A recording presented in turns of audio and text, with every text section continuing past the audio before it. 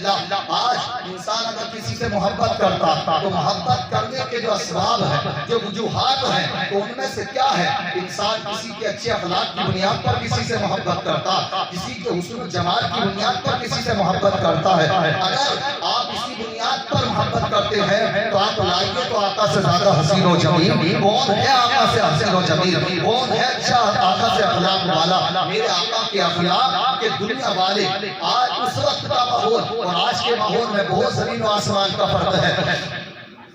وہ لوگ کہ جو پرستی کے کیا ہو چکے تھے، پجاری تھے، لیکن اس کے باوجود اگر پیارے آقا صلی اللہ علیہ وسلم کی 40 سالہ زندگی آقا نے اعلان نبوت نہیں فرمایا۔ نبی تو وہ اس وقت میں بھی تھے جب اللہ نے کائنات کو بھی پیدا نہیں فرمایا تھا، مگر اللہ نے اپنے محبوب کو اعلان کرنے کا حکم 40 سال میں دیا۔ جب پیارے آقا صلی اللہ علیہ وسلم نے کو حکم ہوا کہ وَآرِضْ عَنِ الْمُشْرِكِ کہ اب آپ مشرکین سے اعراض فرمائیے اور کھل کر کے اعلان کیجئے۔ تب پیارے آقا صلی اللہ علیہ وسلم کو حکم ہوا وَأَنذِرْ عَشِيرَتَكَ الْأَقْرَبِينَ کہ اس تبلیغ کا جو آغاز کریں وہ اپنے گھر والوں سے کریں۔ تو پیارے آقا نے حضرت علی کو بلایا، بلانے کے بعد میں گلی کوچوں میں اعلان کروایا، اپنے گھر والوں تک پیغام پہنچوایا کہ آقا کریم صلی اللہ علیہ وسلم نے سب کو اکٹھا کیا ہے۔ اس وقت میں سب اکٹھے ہو جاتے ہیں، تمام قریش والے، بنو ہاشم، بنو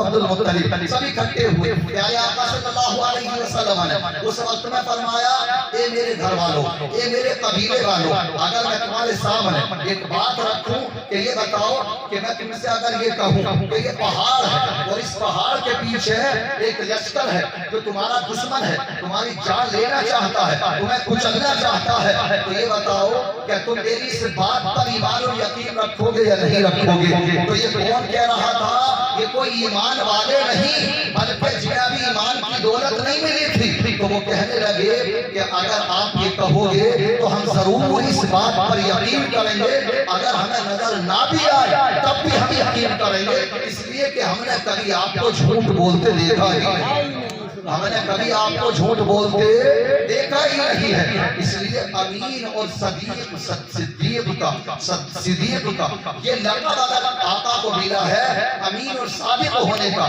یعنی امانت والے اور سچے، یہ لقب اگر کسی نے دیا ہے تو مسلمانوں نے نہیں بلکہ آقا کو یہ لقب غیروں نے دیا ہے۔ سبحان اللہ۔ میں کہنا یہ چاہتا ہوں غیروں نے اس بات کو مانا کہ آقا کو ہم نے کبھی جھوٹ بولتے ہوئے نہیں دیکھا، آقا کو ہم نے کبھی امانت میں خیانت کرتے ہوئے نہیں دیکھا۔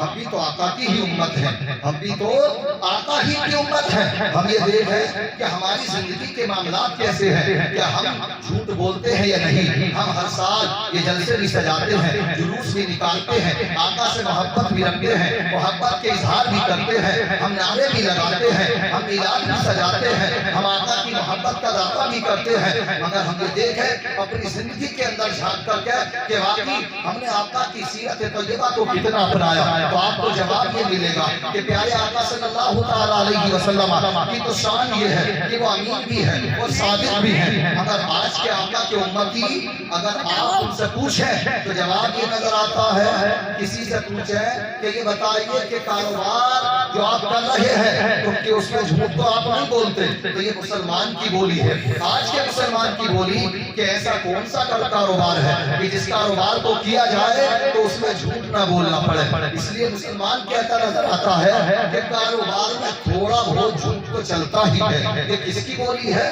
یہ مسلمان کی بولی ہے۔ میں کہنا یہ چاہتا ہوں کہ اگر کوئی انسان علماء فرماتے یہ بات کہے، اس جملے کو بولے، کیا سمجھ کر کے کہ کاروبار میں تھوڑا بہت تو جھوٹ چلتا ہی ہے، یہ بات اگر وہ جائز سمجھ کر کے کہے، اس کا مطلب یہ ہے کہ تھوڑے جھوٹ کو بولنے کو وہ جائز سمجھ رہا، جبکہ قرآن نے تو اس کو حرام کہا، اور کسی حرام چیز کو اگر آپ جائز سمجھیں تو انسان ایمان سے بھی خارج ہو جائے گا، انسان ایمان سے بھی خارج ہو جائے گا۔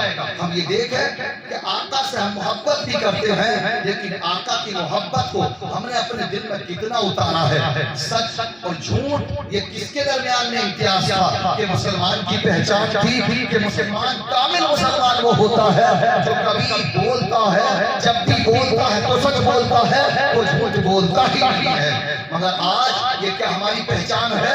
نہیں ہے یہ پہچان۔ ایک صحابی رسول اللہ کی بارگاہ میں آئے، آج انسان جھوٹ کو تو کچھ سمجھتا ہی نہیں، ایسے سمجھتا یہ موبائل ہے، موبائل تو موبائل کے ذریعے بہت زیادہ جھوٹ بولا جاتا۔ انسان اگر گھر میں بیٹھا ہو، کہیں سکون آ جائے، کہاں ہو کہ بس بھائی چکا دکان کو قریب دیکھو آگے تو بس آنے والے، جبکہ بیٹھا بھی گھر نہیں ہے، اس طریقے کی باتیں کرتا نظر آتا۔ میں کہنا یہ چاہتا ہوں جھوٹ جھوٹ ہے، یہاں تک کہ علماء نے فرمایا کہ اگر انسان جھوٹ ہنسی مذاق میں بھی بولے تو وہ بھی جھوٹ ہی ہے۔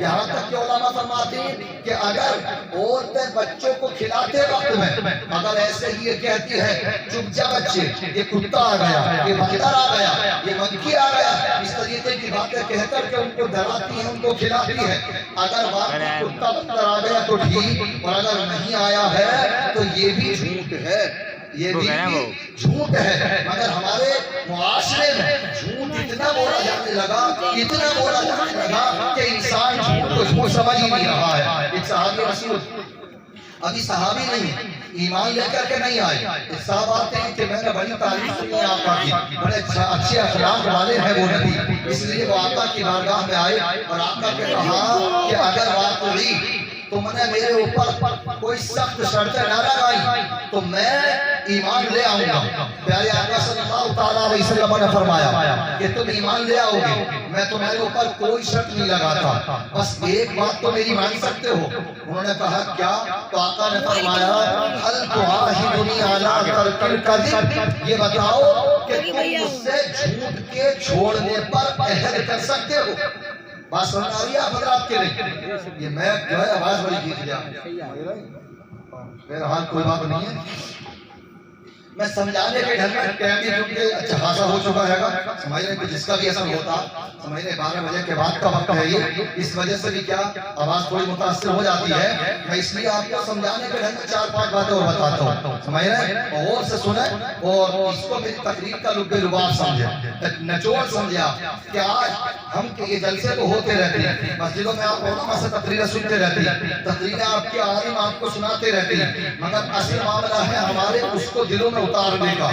پیارے آقا کی بارگاہ میں کیا کہتا ہے وہ آ کر کے کہ یہ بتائیے کہ میں ایمان تو لے آؤں گا مگر میرے اوپر آپ کوئی شرط نہیں لگائیں گے۔ آقا نے فرمایا میری ایک بات تو آپ مان سکتے ہیں۔ انہوں نے کہا کیا؟ کہ آقا نے فرمایا حل تعاہدنی علی ترک الکذب، کیا تم مجھ سے جھوٹ کے چھوڑنے پر عہد کر سکتے ہو؟ اب وہ دل میں بڑے خوش ہونے لگے کہ میں تو سوچ رہا تھا کہ ایمان لانے کے لیے کوئی بہت سخت شرط لگائیں گے، یہ کتنے اچھے نبی ہیں کہ انہوں نے شرط بھی لگائی ہے تو وہ بڑی آسان سی شرط لگائی ہے، بڑی آسان سی شرط لگائی ہے۔ انہوں نے کہا ہاں یا رسول اللہ، میں اس بات پر آپ سے عہد لیتا ہوں کہ آئندہ کبھی بھی جھوٹ نہیں بولوں گا۔ پیارے آقا صلی اللہ علیہ وسلم نے فرمایا ٹھیک ہے۔ اسی وقت میں انہوں نے کلمہ پڑھا، کلمہ پڑھ کے مشرف پر اسلام ہو گئے اور بڑی خوشی خوشی واپس جاتے ہیں۔ آئے کہ کافر بن کر جا رہی ہے، صحابی رسول بن کر کے سبحان اللہ، اور دل میں بڑے خوش ہیں کہ یہ نبی تو بڑے اچھے ہیں۔ میں تو سمجھ رہا تھا ایمان لانے کے لیے بڑی سخت شرطیں لگائیں گے مگر ان نبی نے تو کوئی سخت شرط ہی نہیں لگائی بلکہ بڑی آسان سی شرط لگائی۔ مگر یاد رکھیے علماء نے فرمایا، حدیثوں میں بھی آتا ہے کہ جھوٹ تمام گناہوں کی اصل ہے، جڑ ہے، جڑ۔ انسان اگر جھوٹ بولنا چھوڑ دے تو بہت سی برائیاں اس سے چھوٹ جائیں گی۔ اسی لیے وہ بیان کرتے ہیں وہ شراب پیا کرتے تھے، اب جیسے ہی گھر میں جاتے ہیں وہ شراب کی بوتل ہاتھ میں لیتے ہیں، وہ لینے کے بعد پینا ہی چاہتے ہیں، دل میں خیال آتا ہے کہ اگر آقا کی بارگاہ میں حاضر ہوا اور آقا نے مجھ سے پوچھا کہ یہ بتاؤ کہ تم نے شراب تو نہیں پی ہے، اگر جواب ہاں میں دیا تو اب تو میں مسلمان ہو چکا ہوں، اور جو شراب پیتا ہے تو اس کو 80 کوڑے لگائے جاتے ہیں، اگر شراب پی تو 80 کوڑے لگائے جائیں گے، اور اگر جھوٹ بولا تو آقا سے یہ عہد کر چکا ہوں کہ اب جھوٹ نہیں بولوں گا۔ اس لیے اس شراب کی بوتل کو لات ماری اور شراب پینا ہی چھوڑ دی، سبحان اللہ۔ اسی طریقے سے جب وہ زنا کاری کے قریب جاتے ہیں اور انہوں نے جب یہ عہد کیا کہ میں اب اپنا منہ بھی کالا کروں گا، بدکاری کروں گا، مگر جیسے ہی زنا کے قریب پہنچے خیال آیا کہ اگر آقا کی بارگاہ میں حاضر ہوا اور حاضر ہونے کے بعد اگر اگر آقا نے مجھ سے پوچھ لیا کہ کوئی بدکاری تو آپ نے نہیں کی ہے، اگر بدکاری کی تو شادی شدہ ہوں نہیں 100 کوڑے مارے جائیں گے، اور اگر میں جھوٹ بولا تو جھوٹ کے چھوڑنے پر تو میں آقا سے عہد کر چکا ہوں، اس لیے جس برائی کو بھی کرنے کا ارادہ کرتے تھے بس یہی دو خیال آتے، اور جھوٹ کے چھوڑنے کا جب عہد کر دیا تو اللہ تبارک و تعالیٰ نے ان سے تمام برائیوں کو دور فرما دیا، تمام برائیوں کو دور فرما دیا۔